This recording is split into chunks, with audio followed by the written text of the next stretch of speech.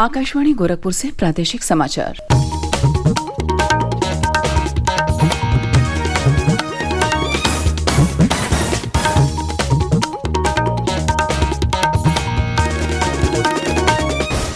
नमस्कार, समाचार बुलेटिन के साथ में शिवानी अरोरा। पहले मुख्य समाचार। प्रदेश में कल से एक नल एक पेड़ अभियान की होगी शुरुआत। हर घर जल योजना के तहत राज्य सरकार ग्रामीणों को नल कनेक्शन के साथ उपहार में देगी एक पौधा। मुख्यमंत्री योगी आदित्यनाथ ने केंद्रीय कैबिनेट द्वारा गन्ने का उचित एवं लाभकारी मूल्य बढ़ाने पर प्रधानमंत्री नरेंद्र मोदी के प्रति जताया आभार। कहा, इस निर्णय का गन्ना किसानों और चीनी मिलों में काम करने वाले लाखों श्रमिकों को मिलेगा लाभ। अमरनाथ यात्रा कल से हो रही शुरू। यात्रा के लिए की गई है श्रद्धालुओं के नामांकन की ऑनलाइन व्यवस्था। पूर्वी उत्तर प्रदेश में मानसूनी वर्षा की हुई शुरुआत। आज अधिकांश जिलों में भारी वर्षा का है पूर्वानुमान। और बांदा जिले में हुई सड़क दुर्घटना में 6 लोगों की मौत, 2 गंभीर रूप से घायल। अब समाचार विस्तार से। प्रदेश सरकार राज्य में 1 जुलाई से एक नल एक पेड़ अभियान शुरू करने जा रही है। इस अभियान के तहत 1 से 7 जुलाई तक लाखों की संख्या में पौधारोपण किया जाएगा। हर घर जल योजना के तहत राज्य सरकार ग्रामीणों को नल कनेक्शन देने के साथ साथ एक पौधा उपहार स्वरूप देगी। इन पौधों को नमामि गंगे एवं ग्रामीण जलापूर्ति विभाग के कर्मचारी उन घरों के बाहर लगाएंगे जिनमें नल कनेक्शन प्रदान किए गए हैं। प्रदेश के जल शक्ति मंत्री स्वतंत्र देव सिंह ने बताया कि किसी भी प्रदेश में नल कनेक्शन के साथ उपहार स्वरूप पौधारोपण पहली बार किया जा रहा है। 7 दिन के इस अभियान में प्रदेश में लगभग 5 लाख से अधिक पौधे रोपे जाएंगे।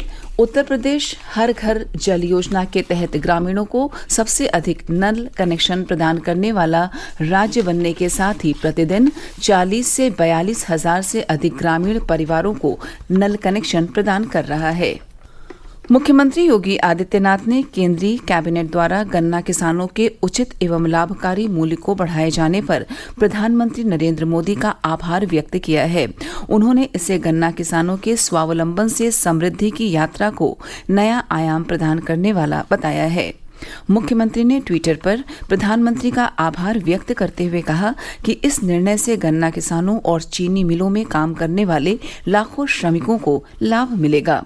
वर्ष 2023-24 सीजन के लिए गन्ने का उचित एवं लाभकारी मूल्य 10 रुपये बढ़ाकर 315 रुपये प्रति कुंतल कर दिया गया है। कृषि मंत्री सूर्य प्रताप शाही ने जानकारी दी है कि कुशीनगर में महात्मा गौतम बुद्ध कृषि एवं प्रौद्योगिकी विश्वविद्यालय को स्थापित किए जाने की स्वीकृति प्रदेश मंत्रिमंडल ने दे दी है। पूर्वी उत्तर प्रदेश तथा कृषि क्षेत्र की उन्नति के लिए उठाए गए इस कदम के लिए उन्होंने मुख्यमंत्री योगी आदित्यनाथ के प्रति आभार व्यक्त किया है। कृषि मंत्री ने कहा कि इस कृषि विश्वविद्यालय की स्थापना से प्रदेश के 10 जनपद प्रत्यक्ष रूप से लाभान्वित होंगे। इनमें गोरखपुर मंडल के 4, बस्ती के 3 तथा आजमगढ़ के 3 जनपद शामिल हैं। उन्होंने बताया कि इसके लिए 50 करोड़ रुपए का प्रावधान इस वित्तीय वर्ष में किया गया है। कृषि मंत्री ने कहा कि इस विश्वविद्यालय की स्थापना से पूर्वी उत्तर प्रदेश के कृषि क्षेत्र में रुचि रखने वाले विद्यार्थियों को गुणवत्तापूर्ण कृषि शिक्षा, कृषि क्षेत्र में विशिष्ट अनुसंधान, किसानों को अच्छी गुणवत्ता के बीज, कृषि में उत्तम तकनीकी तथा प्रतिकूल मौसमी परिस्थितियों में सुगमता पूर्वक फसल उत्पादन की तकनीकों को गति मिल सकेगी। कृषि मंत्री ने बताया कि प्रधानमंत्री नरेंद्र मोदी विश्वविद्यालय का शिलान्यास करेंगे।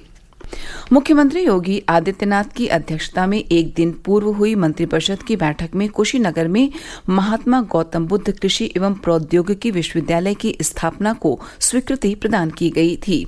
इसका निर्माण 390 एकड़ से अधिक भूमि पर किया जाएगा, जिस पर लगभग 750 करोड़ रुपए खर्च होंगे। इसके लिए इस वित्तीय वर्ष में 50 करोड़ रुपए का प्रावधान किया गया है। उत्तराखंड के चमोली जिले में छिनका के पास भूस्खलन के कारण बंद हुए बद्रीनाथ राष्ट्रीय राजमार्ग को खोलने का काम तेजी से जारी है। जिला प्रशासन ने फंसे यात्रियों के लिए पानी और भोजन की व्यवस्था की है। बद्रीनाथ और हेमकुंड साहिब जाने वाले तीर्थयात्रियों को असुविधा से बचाने के लिए यात्री वाहनों को बद्रीनाथ, पादुकेश्वर, गोविंद घाट, जोशीमठ, पीपलकोटी, मायापुर, चमोली, नंदप्रयाग, कर्णप्रयाग, गौचर और अन्य सुरक्षित स्थानों पर रोक रोक दिया गया है। चमोली जिला प्रशासन ने लोगों से सड़क खुलने पर ही यात्रा करने की अपील की है। प्रादेशिक समाचार आप आकाशवाणी गोरखपुर से सुन रहे हैं। यह समाचार बुलेटिन हमारे YouTube channel AIR news Gorakhpur और ट्विटर हैंडल AIR News_GKP पर भी उपलब्ध है। अमरनाथ यात्रा कल से शुरू हो रही है। इस वार्षिक यात्रा के लिए श्रद्धालुओं का पहला जत्था कल जम्मू के आधार शिविर पहुंच गया। 62 दिन की यह यात्रा 31 अगस्त तक संपन्न होगी। इस बार यात्रियों के लिए संपर्क स्थापित करने, लंगर और चिकित्सा सुविधा से अधिक व्यापक प्रबंध किए गए हैं। श्री अमरनाथ श्राइन बोर्ड के मुख्य कार्यकारी अधिकारी डॉक्टर MK भंडारी ने बताया कि यात्रा मार्ग सुगम बनाने के लिए ड्रोन और CCTV से निगरानी की व्यवस्था की जाएगी।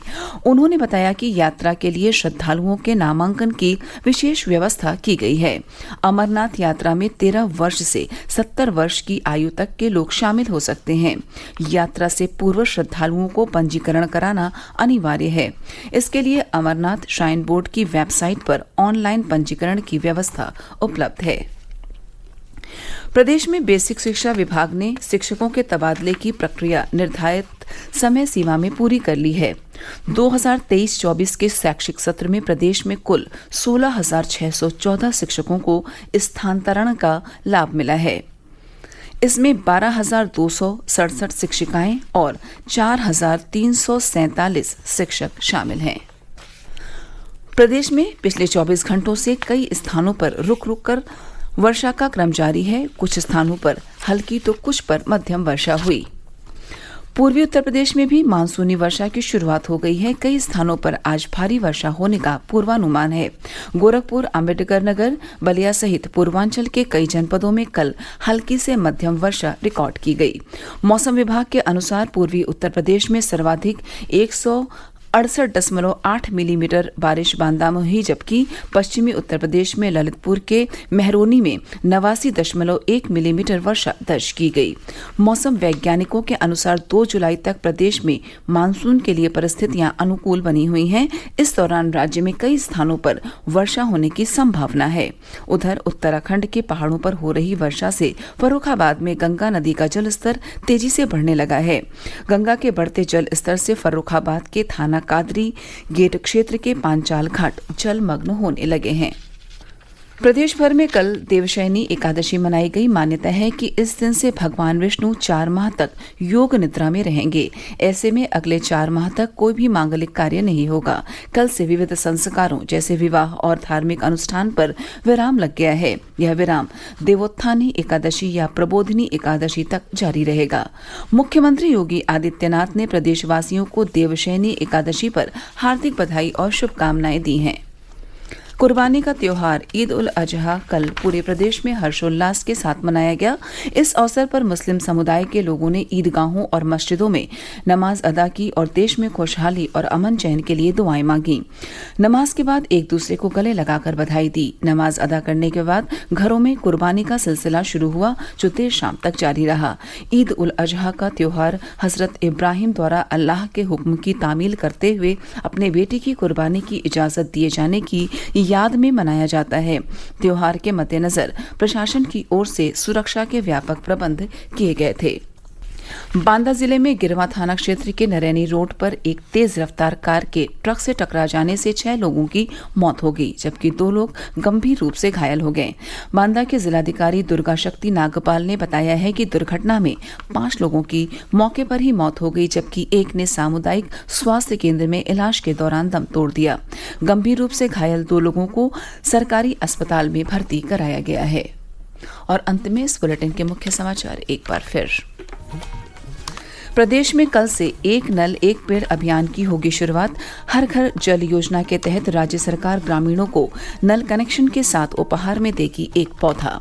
मुख्यमंत्री योगी आदित्यनाथ ने केंद्रीय कैबिनेट द्वारा गन्ने का उचित एवं लाभकारी मूल्य बढ़ाने पर प्रधानमंत्री नरेंद्र मोदी के प्रति जताया आभार।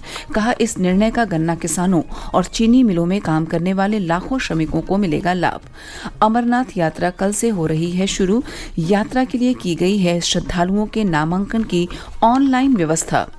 पूर्वी उत्तर प्रदेश में मानसूनी वर्षा की हुई शुरुआत। आज अधिकांश जिलों में भारी वर्षा का है पूर्वानुमान। और बांदा जिले में हुई सड़क दुर्घटना में 6 लोगों की मौत, 2 गंभीर रूप से घायल।